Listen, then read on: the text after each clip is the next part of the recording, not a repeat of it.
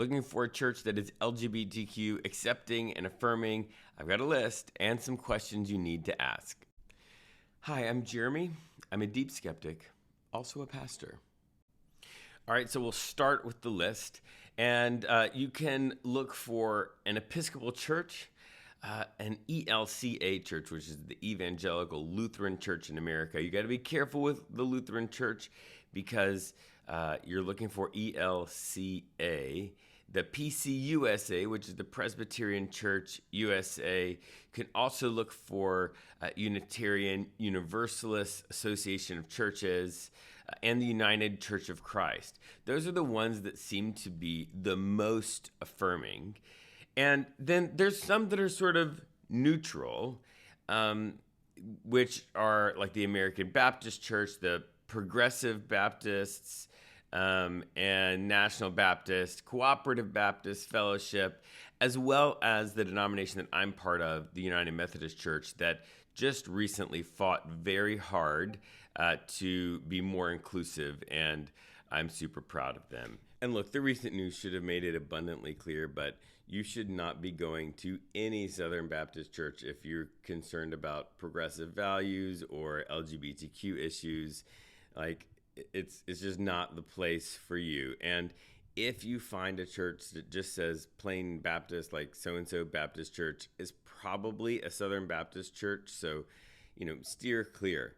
Also, non-denominational churches are generally much more conservative and often very Pentecostal, as well as not LGBTQ affirming. So if they don't have a denomination, steer clear. But, if it's right next door to your house and it's easy to walk to, you might as well set up an appointment with the pastor and ask those questions. I don't mean ask them of a random person. I mean that you need to find a pastor and ask these questions.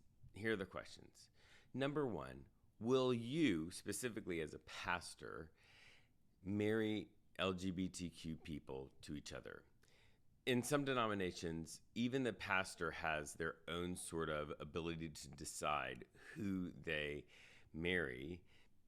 And if that's the case, if it's not what you're looking for, you need to go. And if the pastor says, I'm sorry, I don't do that personally out of conscience or whatever, that pastor is not progressive, on LGBTQ issues. And if that's important to you, you need to leave.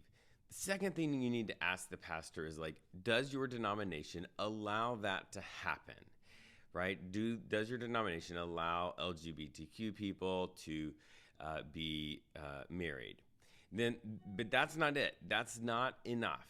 The next thing you need to do is to ask them, can LGBTQ people who are out and open and loving each other and living their full life, can they be leaders in your church?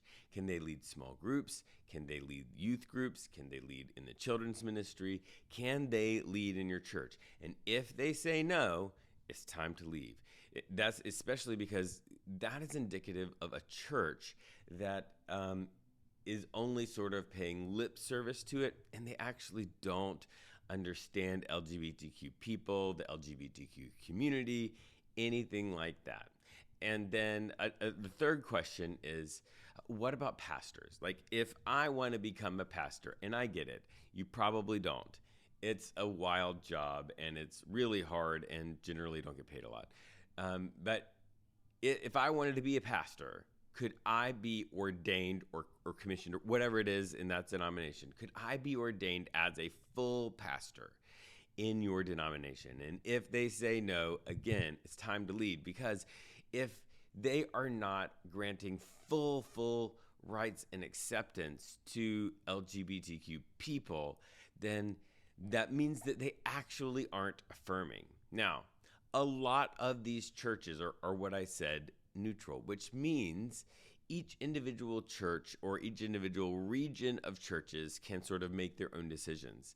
And so within your region, you might be completely safe with a specific denomination. And so it's really important. It's really important when you go to a church and you're looking for one that is more progressive and more affirming, to ask them those questions.